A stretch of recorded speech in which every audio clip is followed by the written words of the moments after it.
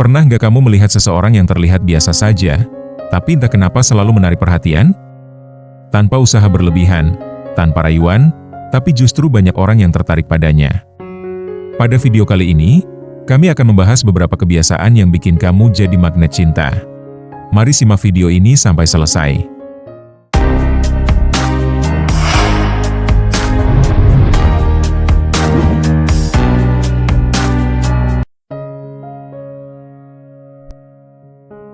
Pernah nggak kamu merasa sudah berusaha mendekati seseorang, tapi tidak dihargai, diabaikan, atau hanya dianggap biasa saja?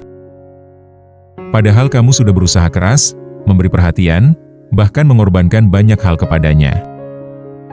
Kenapa bisa seperti itu? Apakah cinta memang soal keberuntungan? Atau ada sesuatu yang lebih dalam yang sering tidak disadari?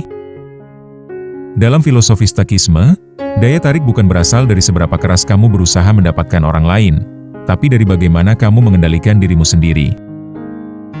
Cara kamu berpikir, bersikap, dan memandang hidup itulah yang secara diam-diam membentuk aura yang membuat orang lain mendekat atau justru menjauh. Dan menariknya, ada beberapa kebiasaan sederhana yang jika kamu terapkan, bisa membuatmu terlihat lebih tenang, lebih bernilai, dan tanpa sadar menjadi magnet bagi orang lain. Dan di video ini kita akan membahas kebiasaan-kebiasaan tersebut, dan yang paling mengejutkan, mungkin selama ini kamu justru melakukan kebalikan dari apa yang seharusnya. Yang pertama, fokus pada hal yang bisa kamu kendalikan. Dalam Stoikisme, ada prinsip utama, yaitu kendalikan apa yang bisa kamu kendalikan, dan lepaskan yang tidak bisa. Sayangnya, dalam urusan cinta, banyak orang melakukan sebaliknya. Mereka terlalu fokus pada bagaimana orang lain merespon, apakah dia suka, apakah dia membalas chat, apakah dia peduli. Padahal semua itu jelas berada di luar kendali kita. Akibatnya, mereka menjadi cemas, tak percaya diri, dan kehilangan daya tarik alami. Sebaliknya, orang yang fokus pada dirinya sendiri, cara bicara, sikap, kualitas diri, akan terlihat lebih stabil dan menarik. Misalnya, daripada sibuk menunggu balasan pesan WhatsApp, dia memilih mengembangkan diri, memperbaiki hidupnya, dan tetap tenang. Orang seperti ini memancarkan energi yang berbeda. Dia tidak terlihat butuh, tapi begitu bernilai. Dan justru itu yang membuat orang lain tertarik padanya. Ingat, kamu menjadi menarik bukan saat kamu mengejar perhatian, tapi saat kamu fokus menjadi versi terbaik dari dirimu. Yang kedua, tidak bergantung pada validasi orang lain.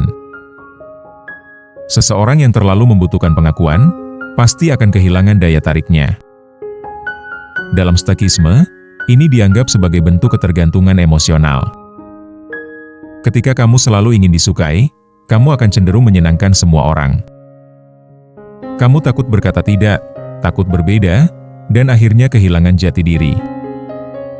Sebaliknya, orang yang tidak bergantung pada validasi memiliki ketenangan yang kuat.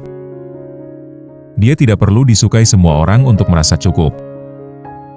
Misalnya, dia tetap menjadi dirinya sendiri, meskipun tidak semua orang setuju dengan pendapat dan jalan pikirannya.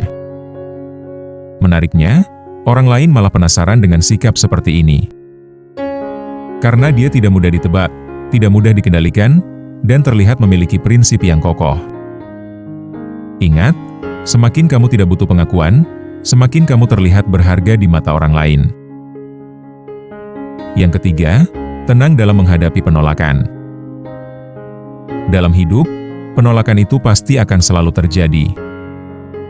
Tapi dalam Stoikisme, penolakan bukanlah sesuatu yang harus ditakuti, melainkan sesuatu yang harus diterima dengan tenang. Banyak orang kehilangan kepercayaan diri hanya karena satu penolakan.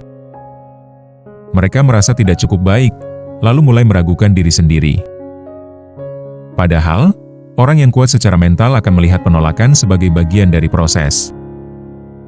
Misalnya, ketika dia ditolak, dia tidak memaksa ataupun marah. Dia menerima dengan lapang dada, belajar, lalu melangkah tanpa kehilangan harga diri.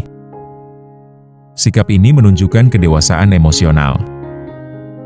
Dan percayalah, orang yang tetap tenang saat ditolak justru terlihat jauh lebih menarik daripada mereka yang memaksa untuk diterima. Ingat, bukan penolakan yang membuatmu lemah, tapi cara kamu meresponnya yang menentukan nilaimu. Yang keempat, tidak terlalu mudah memberikan segalanya. Dalam stoikisme, ada pemahaman tentang keseimbangan. Memberi itu baik, tapi memberi tanpa batas justru bisa membuatmu kehilangan nilai. Banyak orang terlalu cepat memberikan perhatian, waktu, bahkan perasaan secara berlebihan. Mereka berharap, dengan hal itu mereka akan dihargai. Tapi yang terjadi justru sebaliknya, mereka dianggap biasa saja. Contohnya, kamu selalu tersedia setiap waktu, selalu mengiyakan, dan selalu berusaha menyenangkan orang lain. Tanpa sadar, itu membuatmu terlihat tidak memiliki batas. Sebaliknya, orang yang tahu kapan harus memberi dan kapan harus menahan diri akan terlihat lebih bernilai. Karena dia menunjukkan bahwa dirinya tidak bisa didapatkan dengan mudah. Ingat, nilai dirimu meningkat ketika kamu tidak memberikan segalanya secara cuma-cuma. Yang kelima, memiliki tujuan hidup yang jelas. Salah satu hal paling menarik dari seseorang adalah ketika dia tahu arah hidupnya.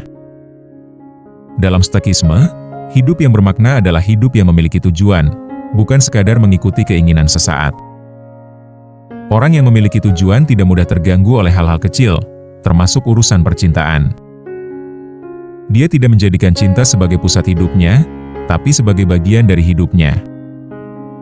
Misalnya, dia tetap fokus pada pekerjaan, pengembangan diri, atau tujuan hidupnya, meskipun sedang dekat dengan seseorang. Ini menunjukkan bahwa dia memiliki prioritas dan arah. Dan justru disitulah daya tariknya. Karena orang lain melihat bahwa dia bukan hanya mencari pasangan, tapi juga membangun kehidupan. Ingat, orang yang punya tujuan hidup tidak mengejar cinta, tapi justru cinta yang akan datang menghampirinya.